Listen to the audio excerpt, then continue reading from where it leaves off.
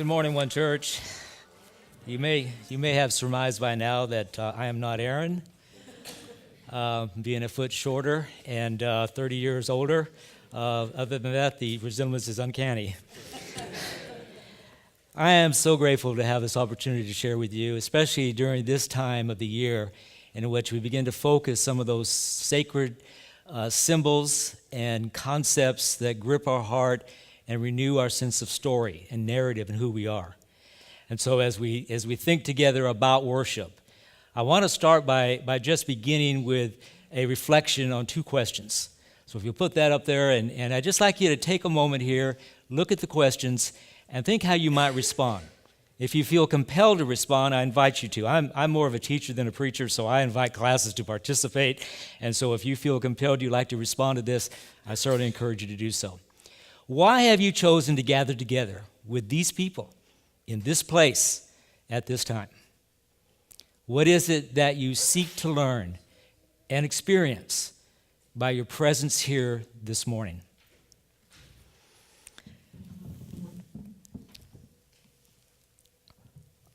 Oftentimes, we come together and it is basically something that we've done for many of us all our lives. We don't ask many questions about the why. We just simply attend and involve ourselves in a worship together, get to know one another and renew friendships together. But we don't oftentimes talk about what is it that we seek? What is it that drives us each Sunday to come together? For many, it's simply in their DNA. That's what they do. But from the studies today, the numbers are in decline in terms of those that are actually going to church and spending time in a kind of activity like we're doing this morning. So I want to just think with you for a few moments on these two questions and share a little bit about my own story in coming to these questions. A few weeks ago, I talked about my journey and shared with you a little bit about my background. But it was probably when I was 20, the first church service that I ever attended. And as far as seeking, I had already began to study and to reflect and to read almost on a daily basis the Gospels and really wanted to know more about Jesus. I knew that there are a lot of people out here in our country especially who purport to follow Jesus, who honor him as their Savior and as their Lord. So I wanted to participate with them and see their understanding, what they thought about Jesus and how they understood not only what he taught, but his ways. I wanted to move past just believing in Jesus to believing what Jesus believed. And so that really moved me to come and to be reflective about Jesus in the context of a gathering of Christians. But also, I wanted to have my own life challenged.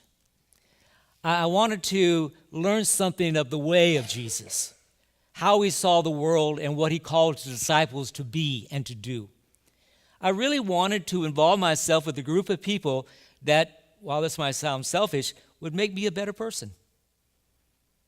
I wanted to have a perception that indeed life has purpose to it, and that as I reflect upon my life, I want to learn more about Jesus and how I can begin to negotiate and navigate the turmoils of life. And one of the things that I found about Jesus is the fact that it's not only that he is the Son of God, but he is the remarkable expression of what true humanity looks like. And so the stories that we see of Jesus in the gospel narratives kind of caught my attention. I wanted to know more. I came looking for that. I attended a church that I was invited to, and I gladly went, listening and hoping to hear the stories about Jesus and how they relate to my daily life and what is involved in seeking the values and the virtues of the kingdom. But what I typically heard was a lot of stories about us as a people, the church. We are the church, and a lot of our singing was about the church. A lot of our focus was upon us as a people and why I valued that sense of community. I wanted to hear more about who Jesus is. What did he have to say about the way life is and how he understood it?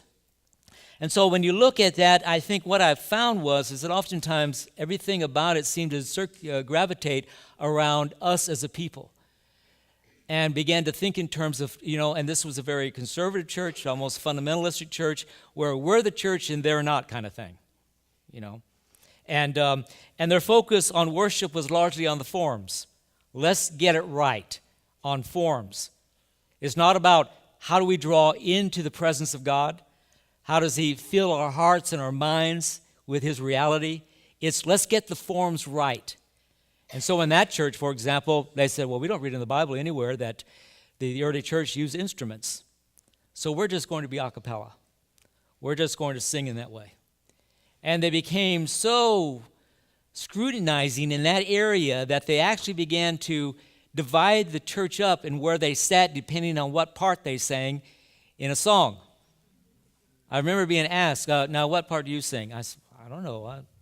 Well, do you sing soprano or alto or bass or tenor? What is it where you sing? I said, I have no idea. So their suggestion to me was, you just move your lips. That's a really, I love to sing.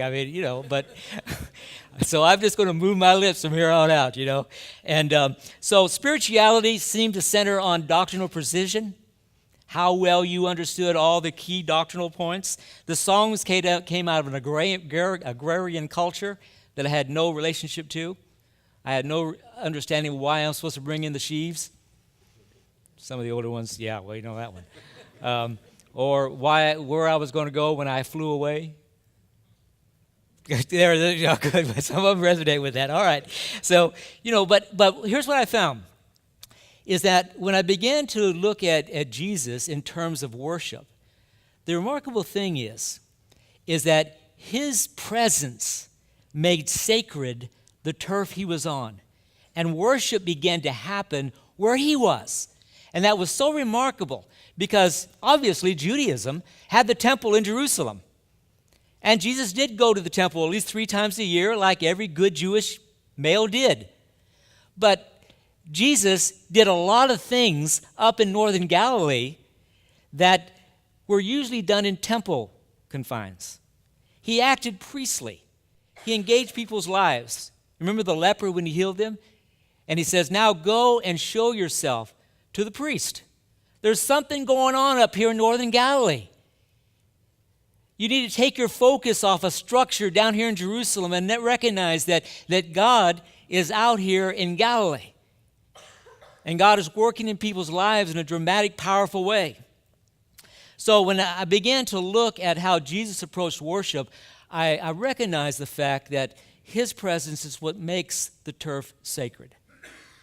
And one of the things that's interesting is you have some disciples in John's gospel, a couple of disciples who they've been focused on Jesus, and finally they begin to follow him, and suddenly Jesus turns around and asks him this question: what do you seek? And that had to throw them back on their heels. What do I seek?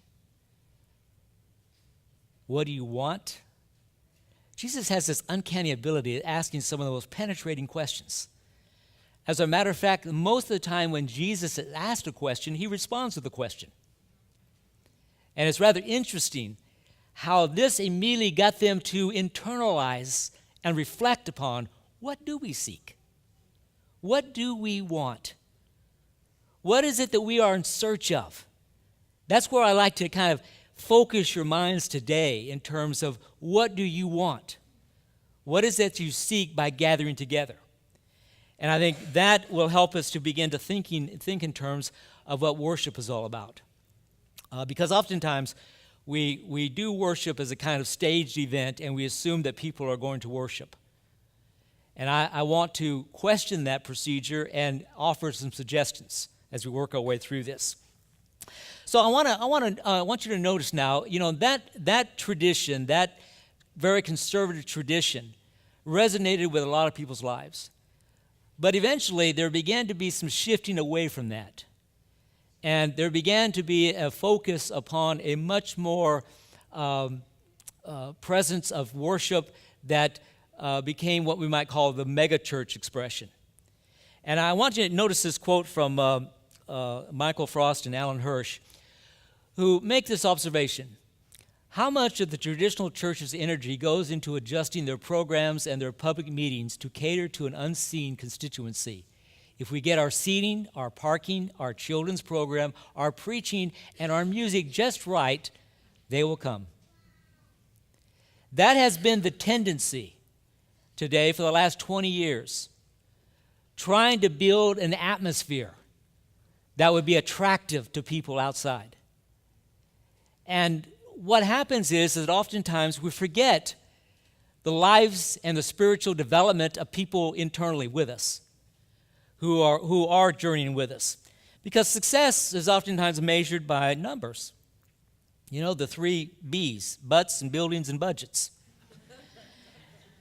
And it's oftentimes created by kind of corporate standards.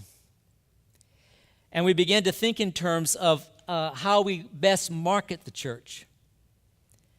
And I thought about, how would you market a church that says, we are our church that are willing to touch lepers, who embrace the people who are on the fringe, who invite the social nobodies. We care about people that others have muted and rejected. Is that a good marketing scheme? So when you start thinking about churches in terms of how they market, I remember listening to a church. I was returning from actually speaking at a church and was driving down the road, and on came this advertisement for a church. And the man was just absolutely enthusiastic that they had what we're all looking for. We have the best theater seats in town, and we have coffee and donuts. I mean, why else wouldn't you go? I mean, come on. So when you start looking at how then the movement begins to now shift in a focus of how we can market, how we can get people into our facility, and then the corporate energy that is put into that kind of thinking then. And it looks like it must be an active movement, because look at all the people attending. And look at all the church plants that are going on that look just like the mothership. And it must be something that is God-blessed because of that presence.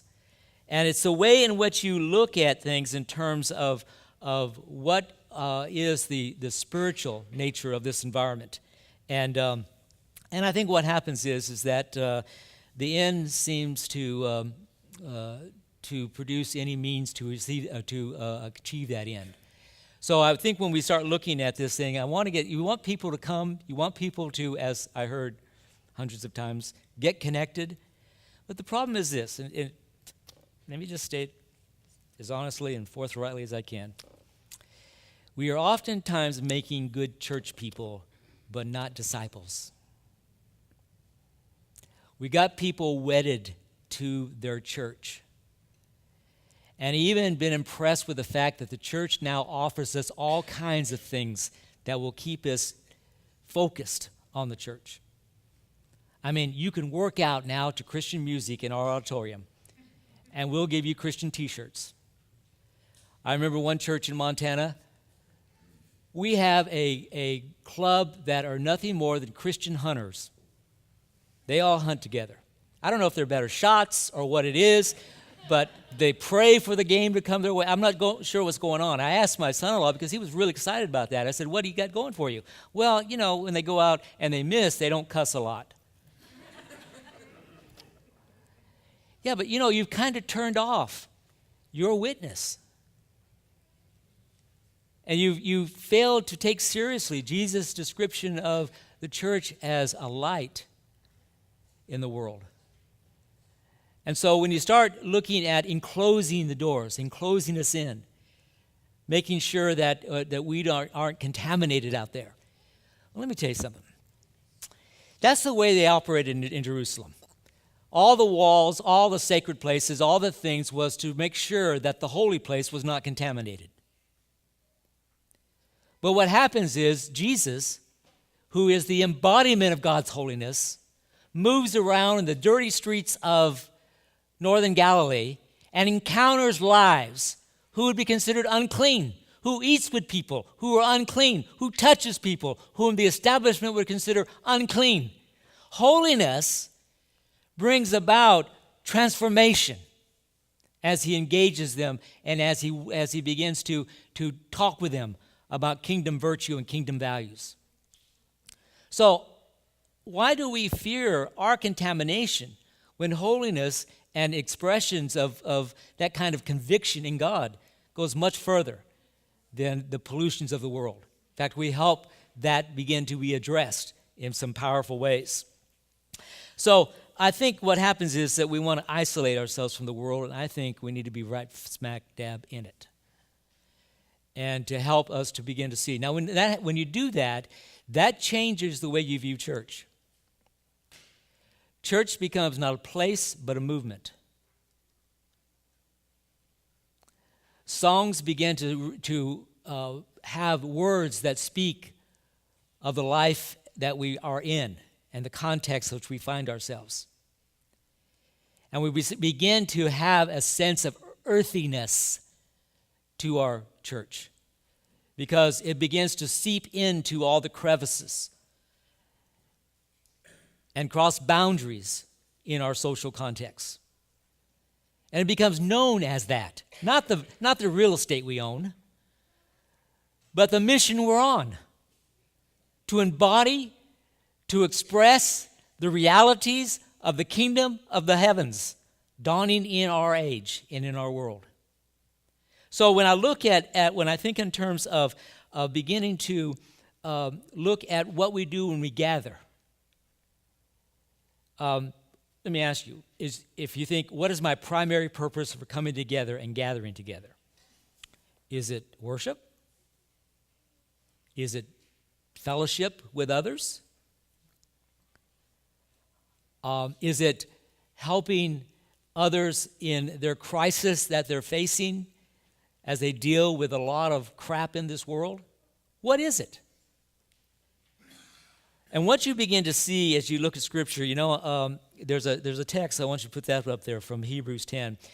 It always used to be amazing to me because this one particular church, they always insisted that you must be in church every Sunday, not just Sunday morning, Sunday night, and not just Sunday night, Wednesday night. And because God commanded it. So I asked the question. That was my problem. I just asked too many questions.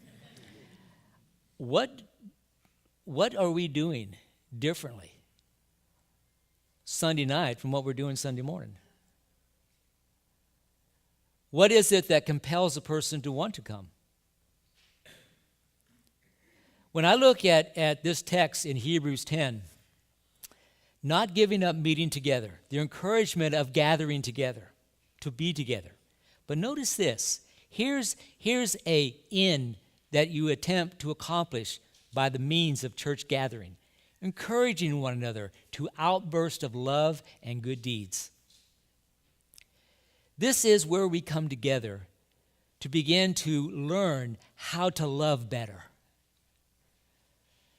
I've been in church probably about 3 or 4 weeks, and I remember the preacher talking about the fact that we need to love God and love one another. I so wanted to raise my hand with the question, how do I do that? We get the what down oftentimes, but the how is neglected. If you didn't come from a loving family background, if you didn't come and grow up in the context of a community that is loving, how do you learn that? As I mentioned in my journey, I went to Haight-Ashbury and learned love. And it seemed to rhyme with lust. And it seemed to rhyme with drugs. And it didn't have a whole lot of real content to it. So when I start thinking about looking at this idea of learning to encourage one another, part of the gathering together is an effort to try to create an atmosphere in which we are learning together. I love this little slogan I saw at one church. Come as you are, but don't stay that way. That speaks to all of our lives. There is a growing process. There is developing maturity. There is a deepening spirituality that happens. And it begins to happen by the more we interact with one another and the quality times of interaction. A lot of churches have recognized that since they moved to small groups and got those kind of discussions going on. And those sometimes can be fabulous. But oftentimes, the real nuts and bolts of what it means to grow in Christ are not really taken up and addressed. And we may not feel, as much as we'd like to think we are, safe to be honest and open about where we are and how we see things. So when I think about Christians gathering together, and I think in terms of the coming together of worship, I want to suggest that worship is really a byproduct of just who we are. It is natural to worship the God that we honor, that we revere, that we serve, and that we address as Lord. And I'm grateful, as I was talking to Matt earlier, that I'm grateful that a lot more of the progressive writing of songs now are reflecting more and more about that in terms of how that love is translated into the context of life. So when I look at the coming together, and worship is kind of fundamental. It's involved with that. But it's a natural expression. Now, as I look at faces around here, I guarantee you that we've all not had identical weeks. That I guarantee you that we've all not had the same difficulties, struggles, perhaps sorrows or joys and feelings of great celebration. There's been a diversity. And so one of the things that we have to ask as a people, when we come together, why do we assume one expression of worship? I remember losing my infant son, coming to church, and all the songs were a kind of happy-clappy. And all the things what were discussed about were not at all relevant. And so you wonder, is this a place where I'm going to feel relevance? Where they're going to really address the struggles that I'm facing? I love the statement here about the all-inclusive love of God and inviting people into a safe environment. But we've got to produce arenas where that happens. And people have a sense of that, and that they can be expressive of the struggle and the difficulty that they are encountering.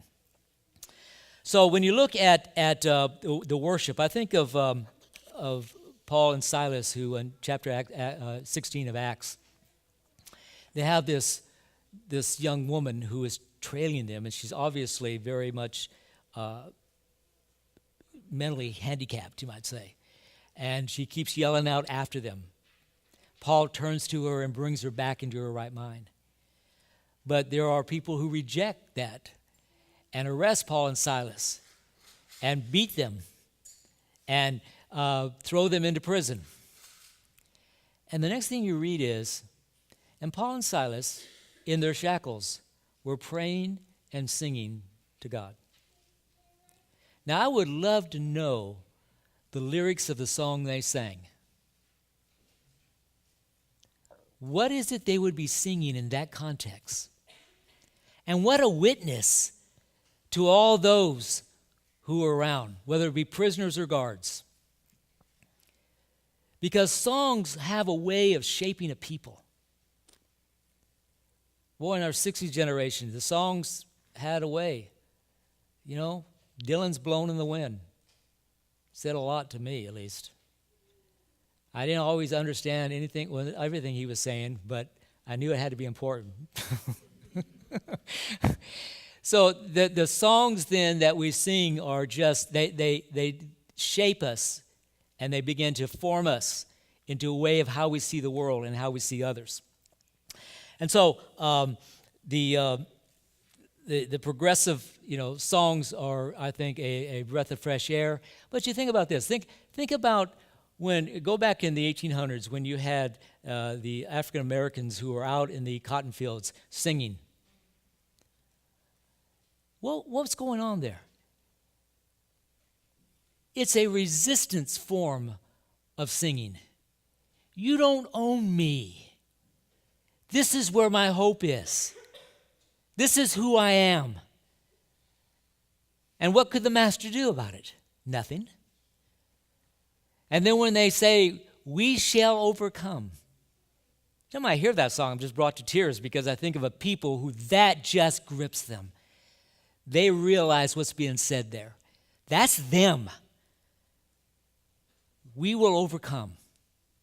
So the songs in that context kind of set the whole ethos of the movement, whether it be the civil rights movement. So when we think in terms of singing then, as we think in terms of coming together, it's really got to be one in which I want to give 3 points about reflection of worship as we think about some conclusions we want to make about this. The first thing is, worship takes on many forms in response to our sense of God's presence. Sometimes it's awe, sometimes it's praise, sometimes it's questioning, sometimes it's lament. We do not have just one expression. When's the last time, for example, you were caught up in just an absolute sense of awe of something, and the first thing that comes out of you is a worship? Praise you, God. I love to hike, wherever I am here in this country or up in Montana, the glacier and all those places. And I just sometimes just absolutely in awe. And I don't, worship just comes to the surface. I remember hiking in the Beartooth Mountains with a friend of mine who was getting his PhD in geology from the University of Montana. And we're walking along, and I'm pretty much caught up in the awe of it all.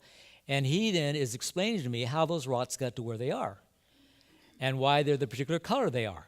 And so he explained all of the erosions that go on, the winds going on, and so forth. And he had a kind of masterful explanation. And who was I to doubt? This guy knows what he's talking about. He knows rocks better than I do. But my point was this, and isn't it amazing that with all that going on, our spirit so resonates with that. There's something about the human expression, the human spirit that looks at that and is caught into a kind of awe. That seems to me to be unique of the human experience. Two grizzly bears standing on a hill. The one doesn't say to the other, look where we live. But we do. Look at this. Look at the beauty of it. I mean, probably one thing we've done regularly down here is just stand in awe of the sunsets. Just walk outside and you're blown away. Okay? So the point is that the praise that comes from that, but the questioning also. There's a lot of meaningful songs that come out of the questioning of what's going on. Where are you, God? Read the Psalms for that kind of thing. Lament, deeply sorrowful, of where is God's presence in that. Those are the variety of type of expressions that really, I think, still represent worship and awe of God.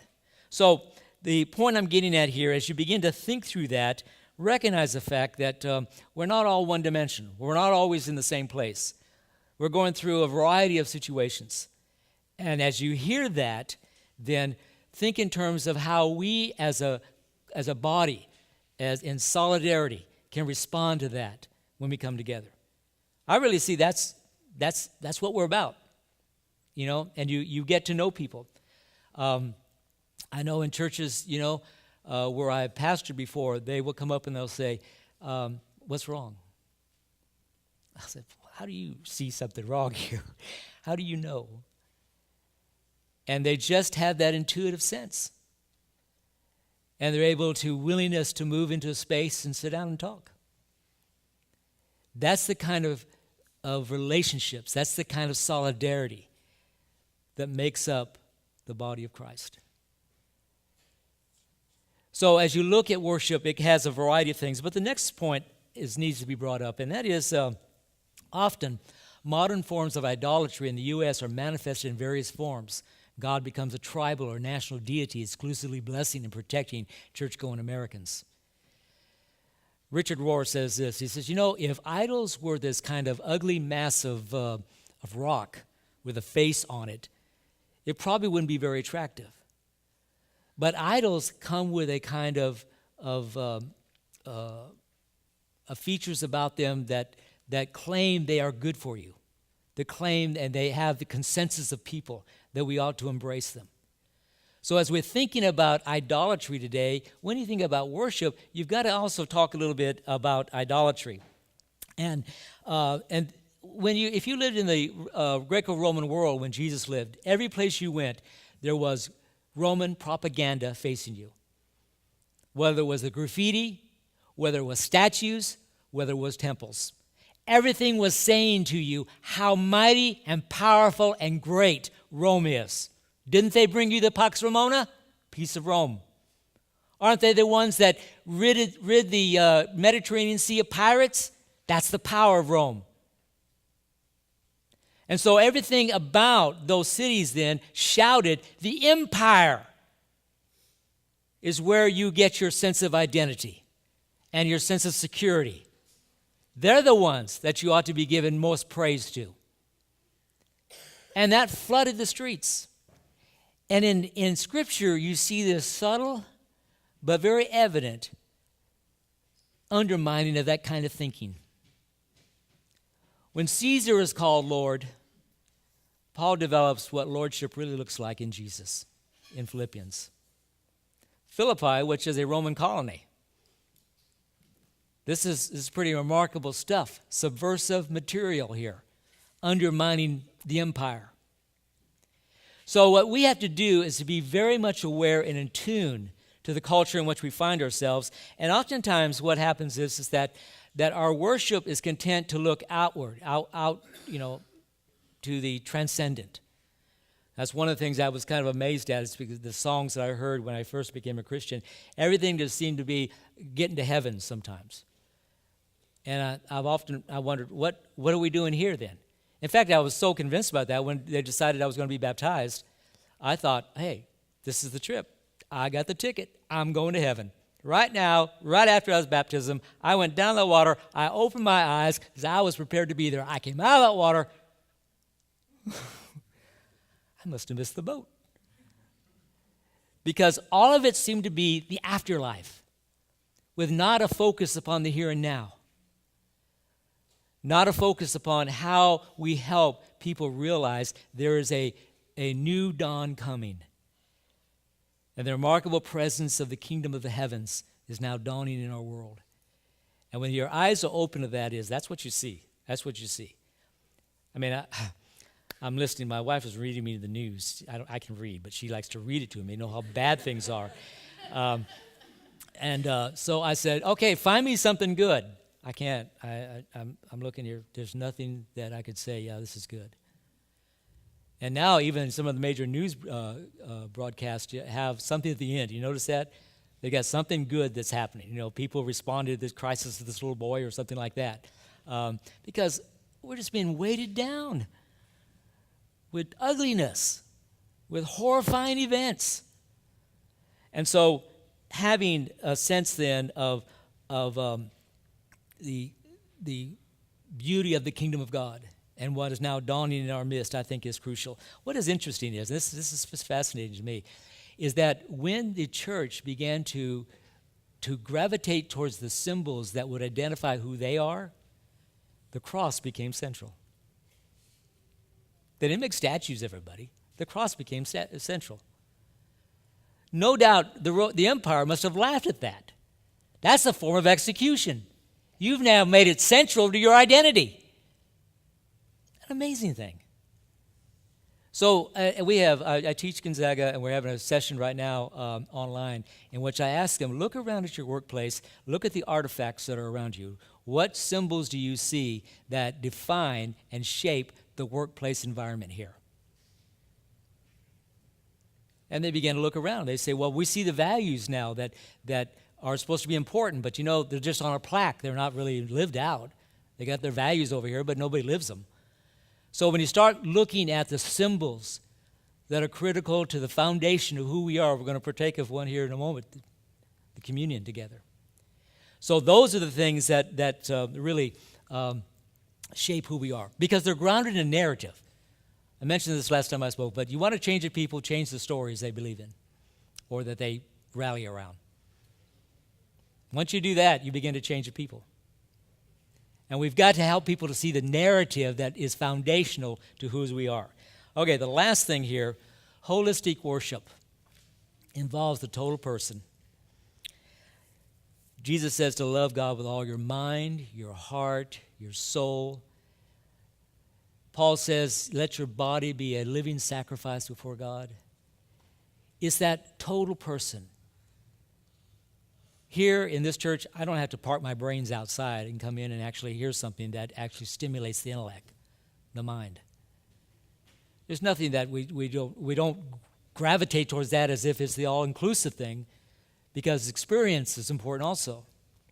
So as we begin to think about that, again, the tradition I came through, I remember, this is, the big controversy was, Sister so-and-so at the last song raised her hands during it.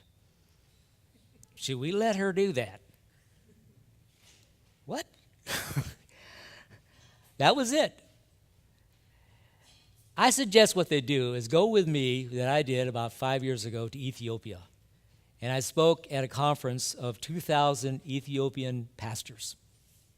Amazing. Their worship, nobody could sit down. Everybody was all over the place. I was exhausted when I got done. It was one of the most meaningful experiences, and their genuineness, their humility, their love for God was just overpowering. So what I'm suggesting is that worship involves all those kind of things. Now, as we transition to the communion, let me mention a point here that we need to recognize like this. In the first century, the communion was taken in the context of a meal. And who you ate with said everything about your social status in that world. It was amazing that the inclusive nature of the early church invited people in, whether rich or poor, whether Jew or Gentile, male or female, slave or master, to come in and eat together and partake of this emblem we're going to do so this morning. The amazing thing. It was a symbol of resistance to the dominant culture. What do we do as a people who express our resistance to the dominant culture?